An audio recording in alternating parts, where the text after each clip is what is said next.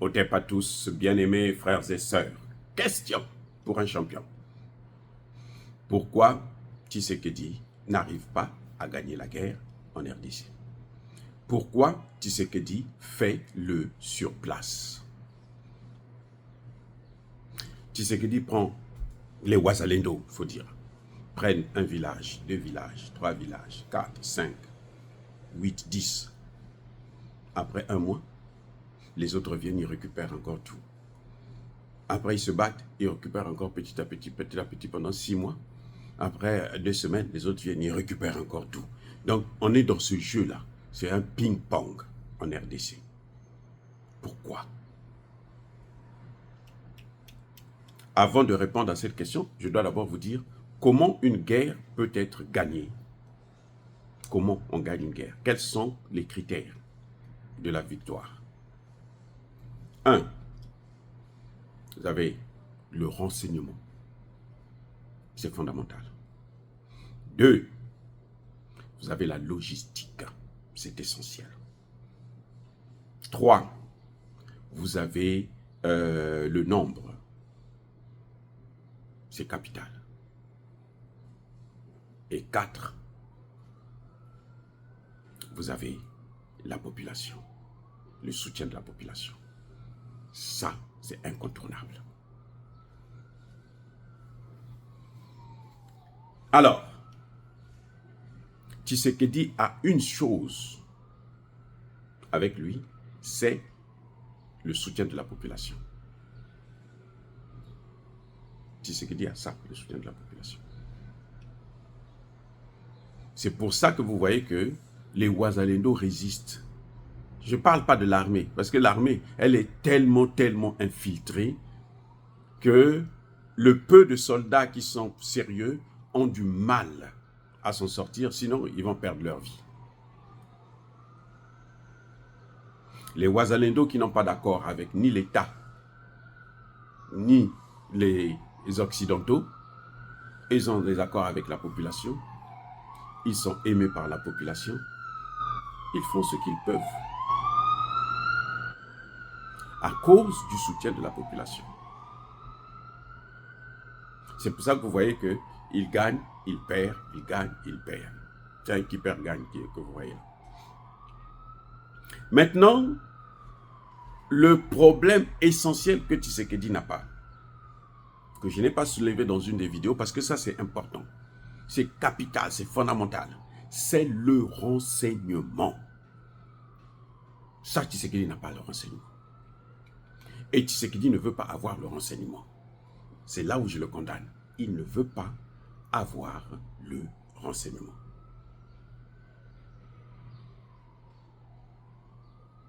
Eh oui. Le renseignement, c'est quoi?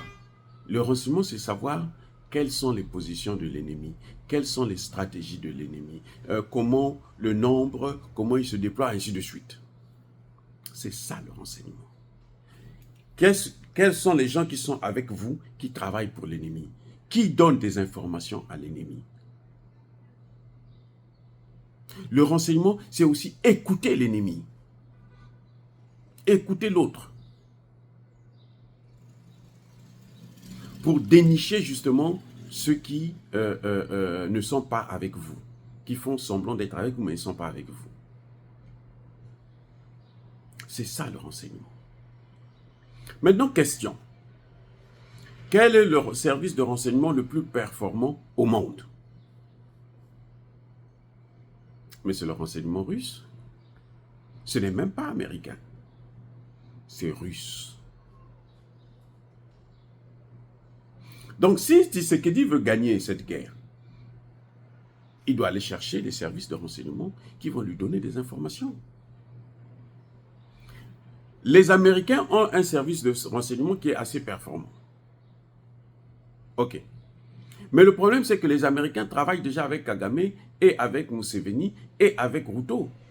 Donc, c'est les Américains qui leur donnent les informations, qui leur donnent la stratégie, avec les Européens d'ailleurs. Comment il faut faire pour attaquer, pour récupérer ce qu'ils ont perdu. Donc, si Tshisekedi veut s'en sortir, il faut qu'il balance les choses. Il a prendre ça. Tshisekedi était avec Israël. Israël, c'est les États-Unis. C'est les États-Unis, les gars. Ne soyons pas stupides. Tshisekedi va prendre les Roumains. Mais les Roumains font partie, la Roumanie fait partie de l'OTAN, non? Vous ne savez pas ça? Les Turcs, eux, c'est des couteaux à double tranchant. Ils sont avec l'OTAN, ils sont avec la Russie, ils sont avec l'Ukraine. Les Turcs que vous voyez là. C'est maintenant qu'ils veulent maintenant quitter carrément l'OTAN pour aller vers les BRICS. Parce qu'ils ont beaucoup à gagner avec les BRICS. Mais Tshisekedi, à son niveau, ne peut pas faire ça, ce jeu-là. Être ici et là. S'asseoir sur deux chaises, il ne peut pas. Sans le renseignement, tu ne peux pas gagner une guerre. Maintenant, il y a aussi la logistique. Il faut des armes, ça doit venir, ça dit qu'à tout moment, et puis des armes, mais alors, et la formation, le nombre, la formation. Mais le grand problème de Tshisekedi, c'est le renseignement, parce que c'est le renseignement qui permettra de dénicher, de découvrir, de reconnaître les infiltrés dans l'armée. Au sein de cette armée-là, il y a beaucoup d'infiltrés, il y a beaucoup de traîtres. Mais pour les reconnaître, c'est comment? C'est à travers le renseignement. Donc, si tu n'as pas un service de renseignement performant, tu ne peux pas gagner la guerre. Ce n'est pas possible, les gars. Voilà le problème exact de Tshisekedi. Tshisekedi croit que les Américains et les Européens vont avoir pitié de lui. Non, ici, là, il ne s'agit plus de pitié. Ce n'est pas parce que tu vas t'agenouiller devant un pasteur que les gens vont avoir pitié de toi. Non. Aide-toi, le ciel t'aidera. Ici, il s'agit de se donner les moyens. Vous voyez comment la Russie, la Chine, ils sont en train plutôt le Mali et le Burkina sont en train de réussir. Parce qu'ils ont un service de renseignement. Ils ont même des satellites. Vous ne soyez pas surpris quand je parle de satellites. Tshisekedi allait demander aux Américains, bon, placez-nous un satellite là-bas, que eux-mêmes ils vont contrôler, et puis bon, ils vont prendre, lui donner des fausses informations, et puis il va tomber encore dans le piège. Comme lui, c'est comme un mouton, quoi. Vous voyez, c'est comme un mouton. Là où ça lui fait mal, là, il continue. Atteint du syndrome de Stockholm. Le Mali a son système satellitaire. Le Burkina en a aussi.